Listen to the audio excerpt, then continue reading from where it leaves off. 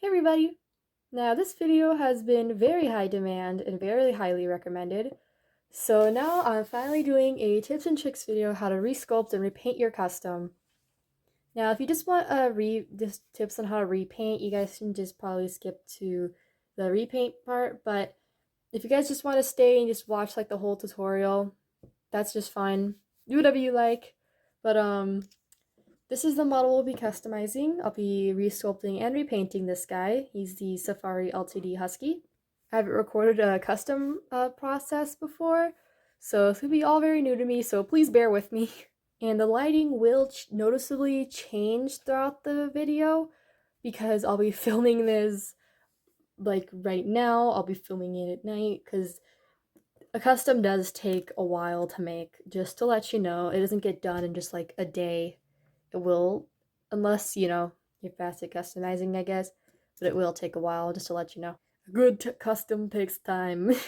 I will put in as many tips and or hacks that I know to customize, and this is basically stuff I've learned from other people or just learned by myself over the years of customizing. So without letting this video drag on any further, let's get started and get Spirit out of the way so she doesn't get damaged or anything while working on this guy. First off, I recommend having two of the same model. This is just my recommendation. This is what I prefer. Just have it the original and the custom. You guys don't have to do this. It's just, it's just my own personal preference. But yeah. Switching to voiceover. So if you're doing a resculpt, you're going to want to heat yourself up some water. Not too hot, but just hot enough to make the plastic really soft. I had to be quiet while getting my water because it was like 2 a.m. when I was filming this. Now that you have your warm water, you're going to want to remove the tag off your model and put them inside. I'm doing this because obviously you're going to need to cut the model in order to resculpt it. However, the plastic can be really tough on some of these models, especially these Safari LTDs, so I definitely recommend heating up their plastic so it's nice and soft so it's easier to cut through.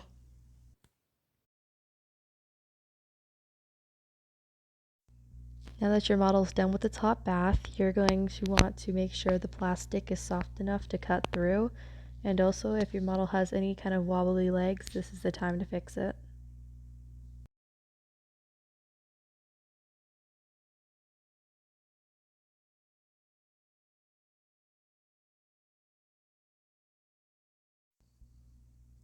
Now, I definitely recommend working safely while cutting.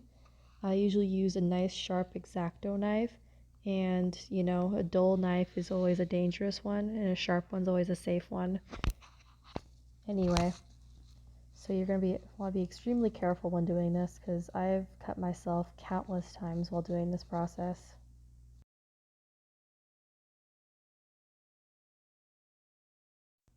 I cannot stress this enough. Please be careful while cutting because I can assure you it's really painful when you accidentally cut yourself. And be sure to keep your fingers out of range.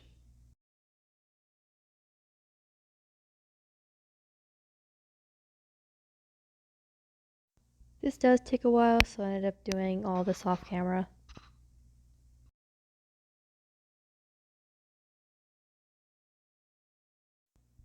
Now that you have your severed head, you're going to want to determine a place in a position you're going to want to have to resculpt it as.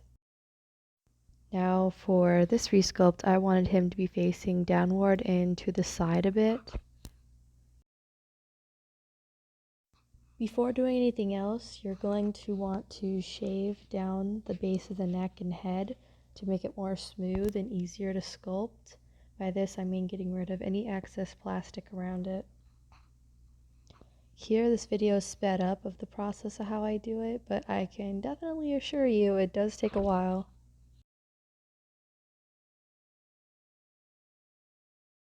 Now, I think this step is absolutely essential when making a resculpt because if you get rid of this excess plastic that you don't need, it leaves more room for sculpting. And if you do leave all that excess plastic there, your sculpt will not be nice and it will look unnatural. Obviously, I want him to face to the side and not the front, so I'm trying to get rid of as much of this extra neck as possible so it doesn't look really awkward when I'm having him face a different direction than what he originally was. Now during this step, the blade is more prone to slipping and accidentally cutting your finger, so I really do hope that you're careful and watch where you put your fingers.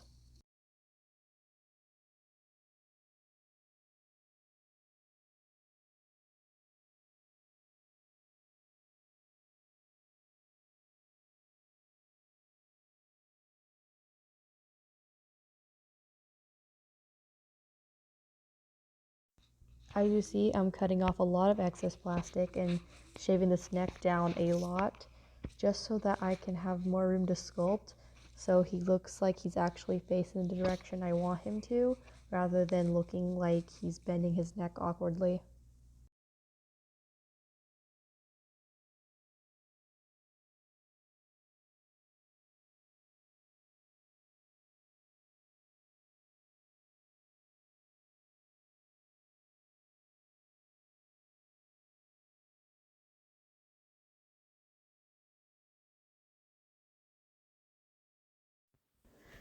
Now to reattach the head of the body, I usually use some wire. I'm not sure what the millimeters are to this, but I definitely recommend some nice thick wire that's really stable and can still bend easily.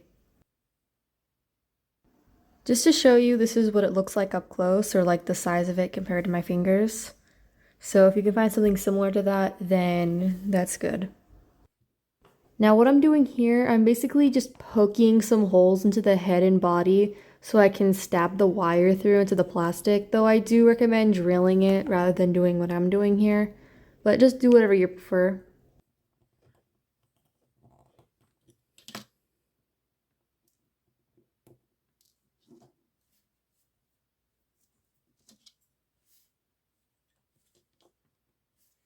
Once you have your two drilled holes, you're going to want to get some wire cutters and cut a pretty decent length of wire. It doesn't matter how long it is, just to make sure it's not too long.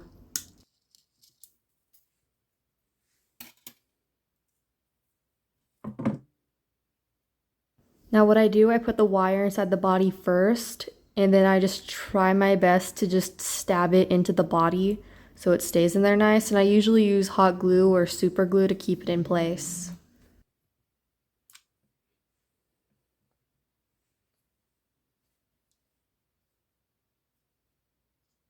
Now super glue is usually my go-to, but hot glue is way more sturdy, so I recommend this instead.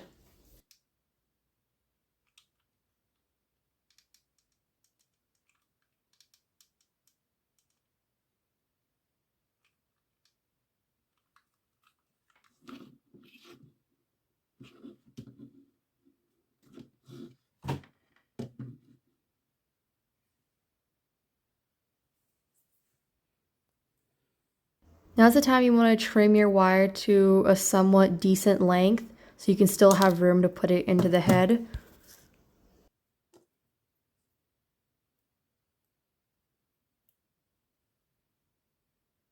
Now, what you're about to see is the wire bending with me doing this in an awkward position. So I'm just going to fix that off camera. There we go. And this is the time you want to make sure that the neck is not too long. So you're going to want to use your finger and just see how long the neck would be with clay. If I didn't say already, this is the time when you get your model to have the neck position that you want. So you're going to want to make it as great as you can get it.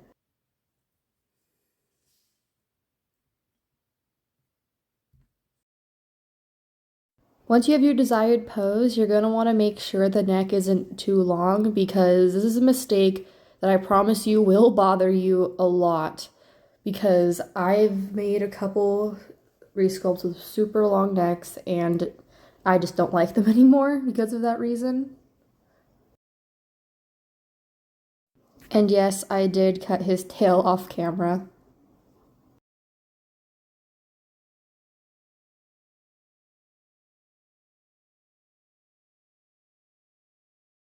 There's a method that works for me. I usually compare it to the original model just to make sure that its neck isn't too long, and also just to kind of like imagine what the model would look like if it happened to turn its head that way if it could.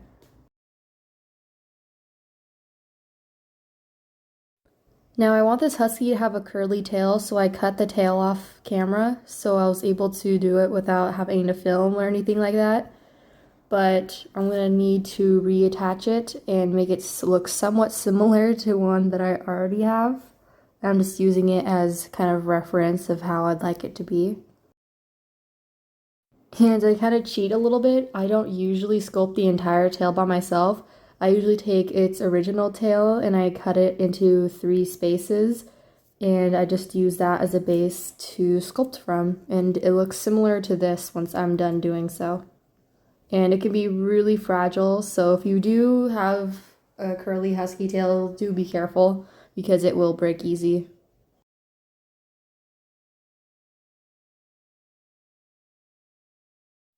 Now that that's done, you can do the fun part, which is sculpting. And the sculpt I use is epoxy sculpt, and it comes in 2 parts, A and B. And I get this stuff off Amazon. It's not really cheap, but it still does the job really well, and I definitely think it's worth the price. And it's permanent, self-hardening, and waterproof as well. And it's really, really strong, and I really do recommend getting epoxy if you ever get the chance to, because I just love this clay so much.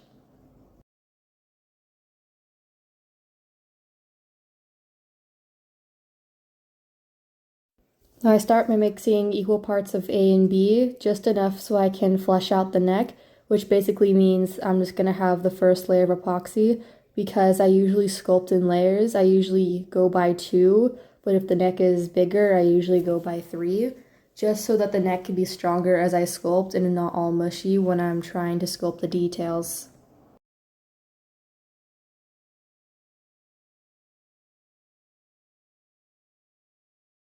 Now, once you flesh out the neck and have your first layer of epoxy, it should look somewhat like this, and I did it for the tail as well. And this just gives you a basic idea how the neck will look. Here I thought the neck would be a little too long, but I realized later that it wasn't, so glad I avoided that.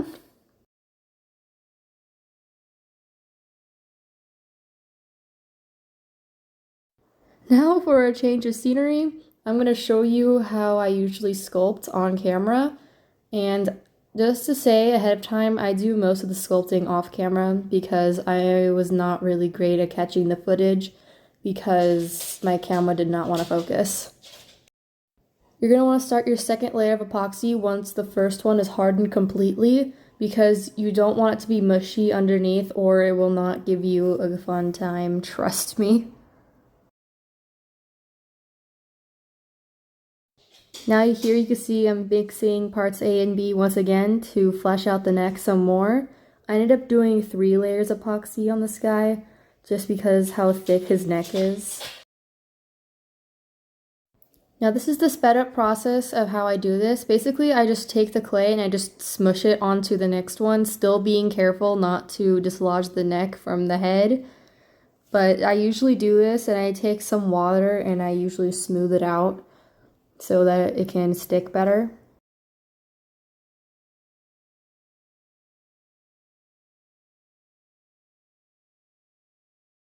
Doing multiple epoxy layers like this really helps keep the neck more sturdy, and it also just helps sculpting in the long run. It does take longer for the custom to get done, but honestly, I'd rather spend like years on a model just for it to turn out great rather than just spending like a couple days on it and it not turning out great. But anyway, this is what it looks like, all nice and fleshed out.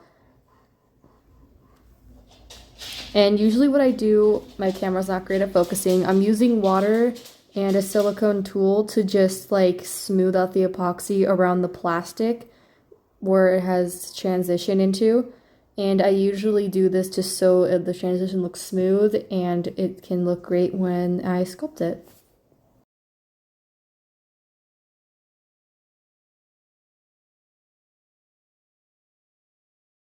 Here's a close-up of the sculpting tools I use. They're rubber, so they're easier to use against the clay. And I just bought these off Amazon for like $10. They're pretty cheap. You can pretty much find them anywhere. Now for sculpting details, I usually use my X-Acto knife as it's just really easy because it has a handle and everything. I sometimes use a needle, but I just found the X-Acto knife to be more effective while doing it, mostly because of the sharp blade and it's just easier to do it.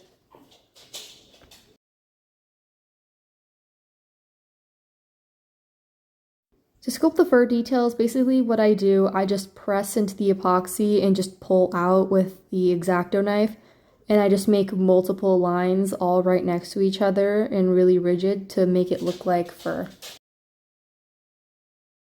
And I promise you, this process does take some time as you're just making individual little fur lines, but this is a great way to get all that detail into the model by just spending your time on it and just working carefully.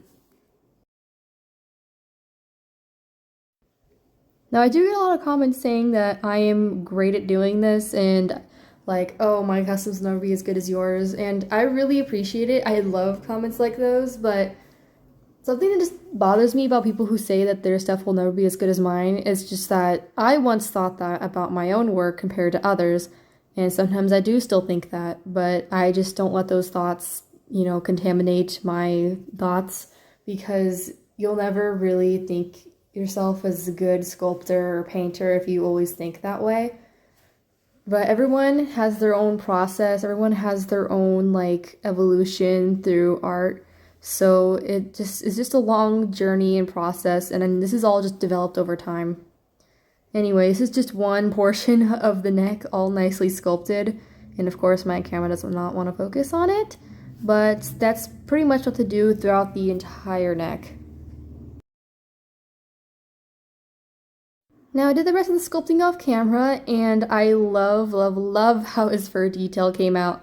I just love it so much. He's so fluffy, and his like little details is just amazing. I just love seeing it all come together.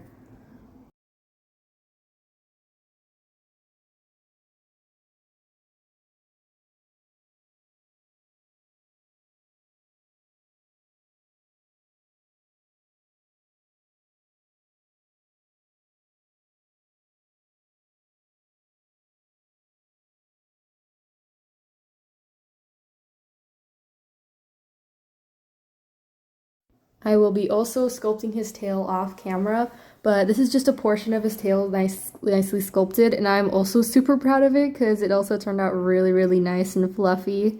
I just love it so much. Here I'll show you how I do this. So basically what I do, I just take some epoxy and I smush it all over his tail, trying to cover as most of it as I can. And I usually just use the sections of his tail cut like this as a guide for me in my sculpting of like the tail. So I don't really just leave it there, I just sculpt all over it.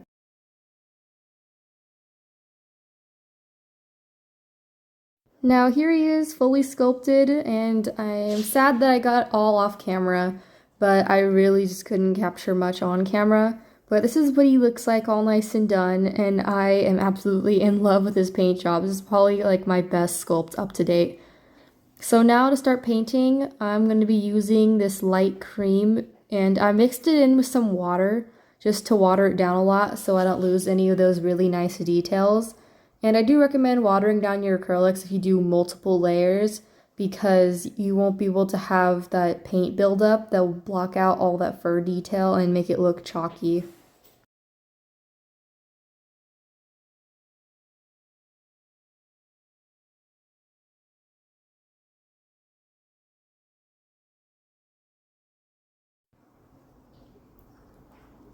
So here I am painting him, and yes, is doing light colored layers or just any layer of paint really. You just need to build up the paint color by doing multiple layers by waiting for each to dry to do another. Mostly because you don't want the original paint seeping through and looking through your current paint because let's face it, it'll look bad if you just see like the original paint coming through along with your own paint job on top of it. I'll get back to this, but make sure you spread the paint all over the model and just use all the paint that's on the brush before you go and get more. Now here he is, 3 layers of paint in, and he's really coming together. I can now see all those details popping now that all that original paint's not in my side of view. And I just love it, and I just love like the flow from the neck to the original plastic is just amazing. And I'm just so in love with them. Just look at that cute little face. Now here he is, 5 layers of watered down acrylic paint in. And you can still see the original paint seeping through.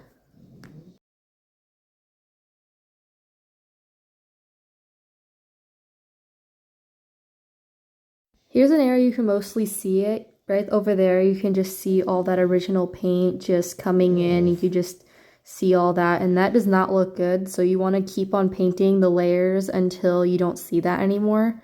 Especially on his face, you can see that a lot.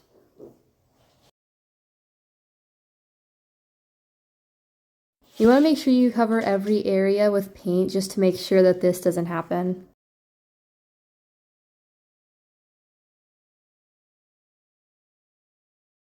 Now here I'll show you an example of what I was talking about earlier. So usually the mistake I see some people make is that they usually get some clay, they apply it to the model like so, and they just don't spread out the paint like I'm doing here. You want to make sure that you spread out the paint before you go get more. Like I see people do this and just leave it like that to go get more paint and just dab it up like that and build up the paint like that.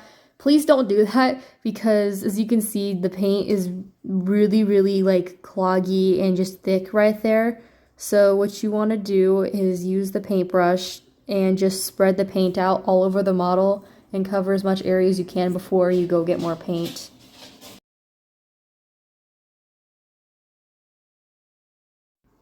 Now here I am spreading out the paint all over the model, making sure to get all the paint off the paintbrush and making sure there's no areas with a lot of paint, just to make sure that I don't have a lot of paint buildup and it just looks really bad and just, you know, clogging up all that fur detail.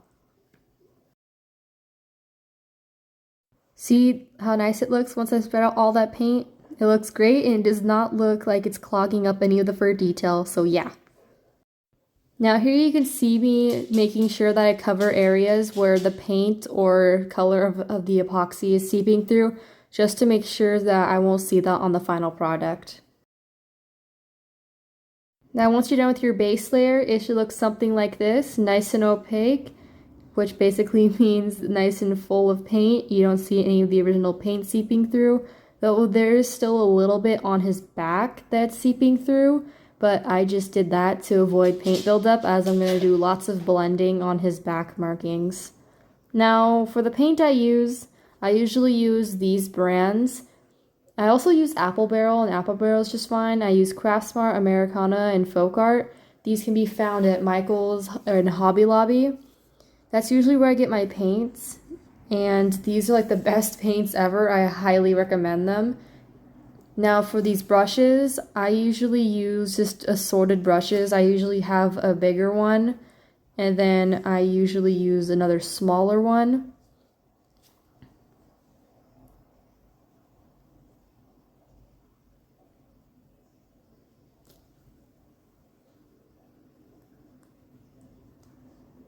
Now what I use for painting details are actually these nail art brushes. I got them all off Amazon for about $7, and they're pretty cheap and they're really nice. I definitely recommend getting these for painting like the eyes and the paw pads and the nose, because it really just comes in handy.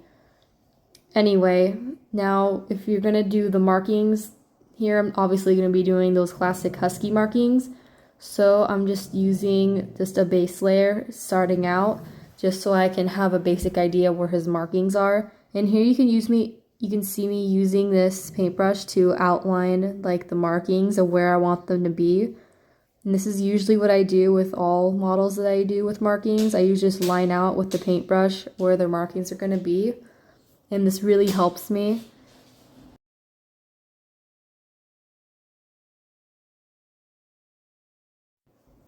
Now again, you're going to need multiple layers of paint. You just can't just do it all in one layer.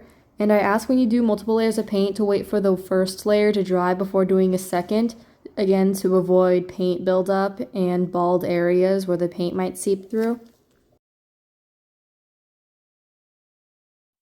Now, I did a lot of blending off camera, but I will show you on camera how I do it. So basically, I usually use 3 dominant colors, and here I used a black, a gray, and a white to do all the blending. Now, as you can see, painting is really no light task, as it does take a while, and it's about trial and error, honestly. And it's actually really nerve-wracking to use dark colors onto light colors because it's really hard to build back those light colors once they're lost. Here on the face, you can tell the difference between dry brushing and blending. On the left side, you can see the dry brush, and on the right, you can see the blending, which looks so much better.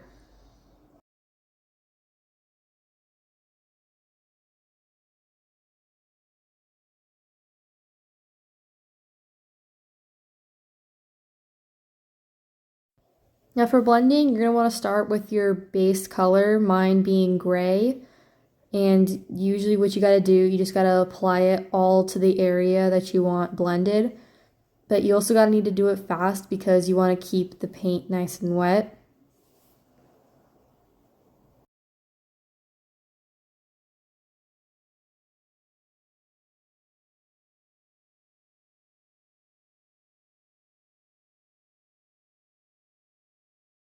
And after that, I usually use a dark black to blend all of that together.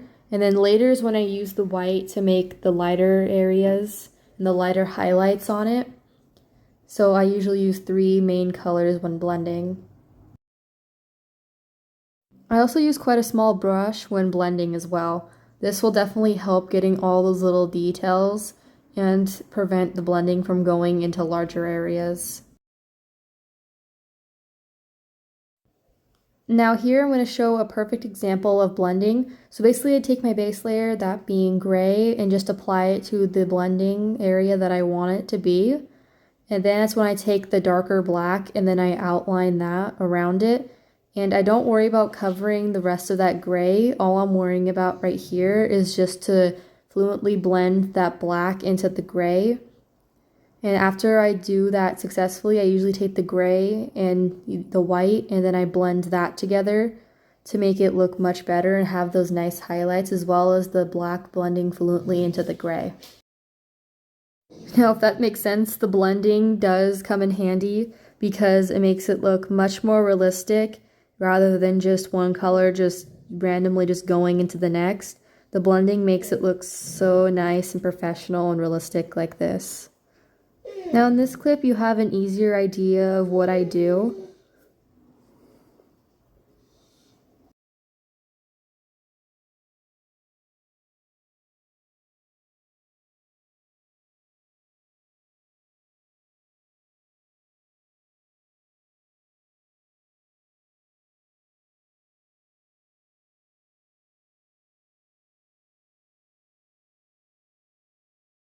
And now that all his blending is done, we're moving on to the face. So what I do for the mouth and the nose, I usually water down some really dark gray just to make it really nice and runny.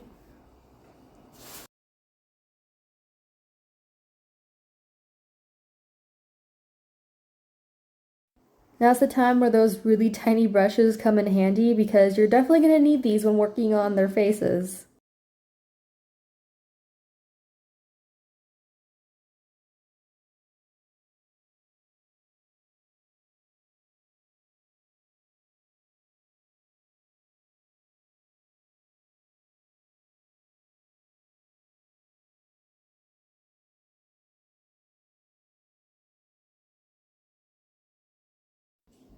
Here is what I do. I usually take uh, that watery paint and I just let it seep into the detail in his mouth, and it makes it look super realistic.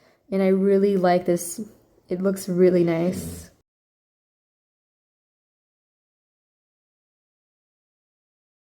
As always, this would be a great example if my camera knew how to focus.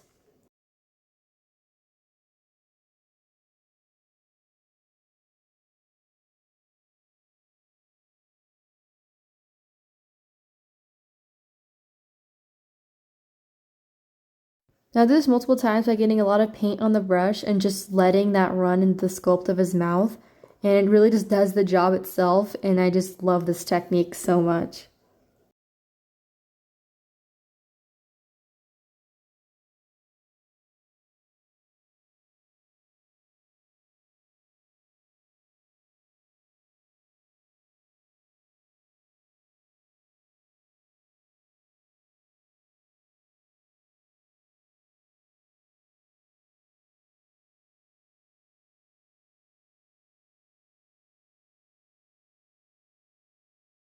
Now I usually do the black highlights around the eyes. I do the same thing with it as well.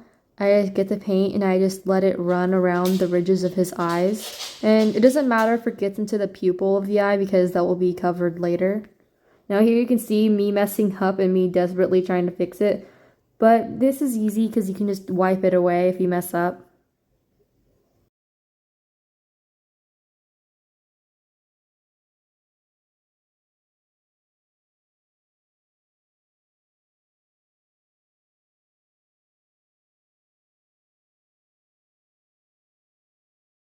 And of course, now that I'm out of frame, my camera decides it wants to focus. But you can still see a pretty nice example of me letting that paint run into the eye and just having that nice little detail of the blacks around the eye. Now you do the same to the nose as well. And just to not mess up the nose, what I usually do, I follow the sculpt of the nose around so it doesn't make the nose too big or just too small.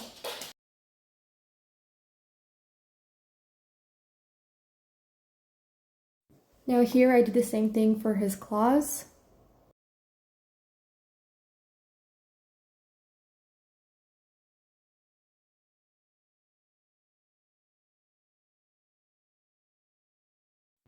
And his paw pads as well.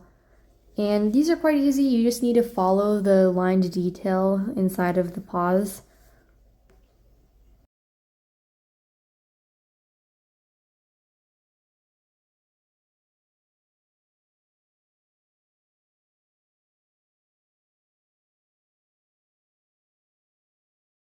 Now here you see me coming in and painting that adorable little pink marking on its nose.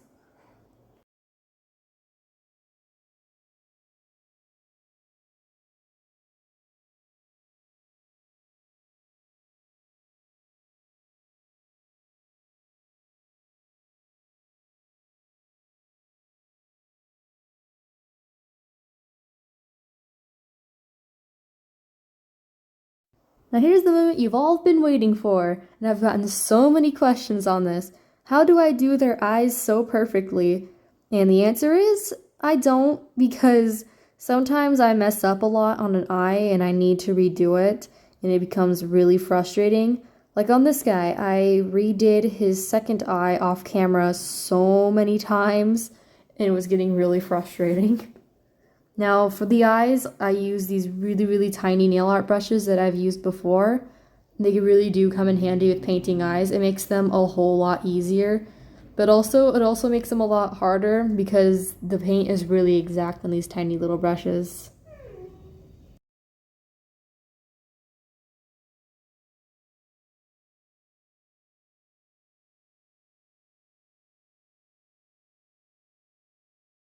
Now what you need to do, you just need to follow the guidelines kind of the sculpts of the eyes.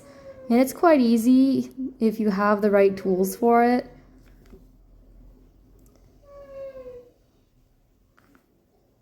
And here you can see me coming in and carefully applying that blue paint for his eyes.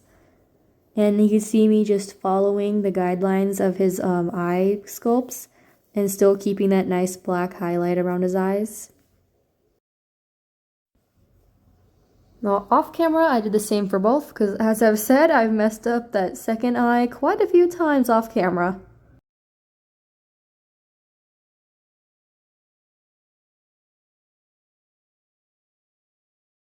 Now time to get rid of those creepy eyes and apply the pupils to the eyes, which is also a lot harder.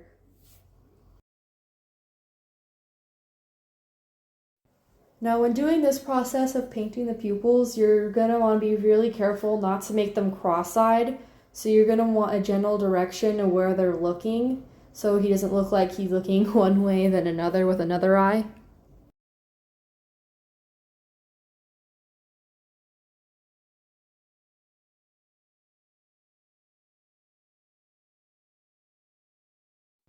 Now this part is always nerve-wracking for me. It's just a hold your breath moment as I'm applying his pupil. Now this one is absolutely perfect and it's adorable.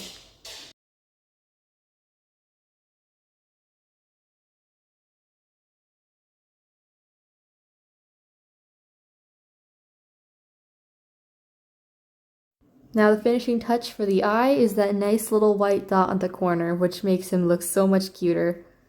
And I did this other eye again off camera because it gave me so much trouble. And as you can see, he is not cross-eyed and he's looking in one direction, facing forward. So yeah, you definitely want to be careful not to make them cross-eyed. I just do this. I prevent this usually just by making him look in one certain direction. Either if it's looking up, to the side, or just facing forward.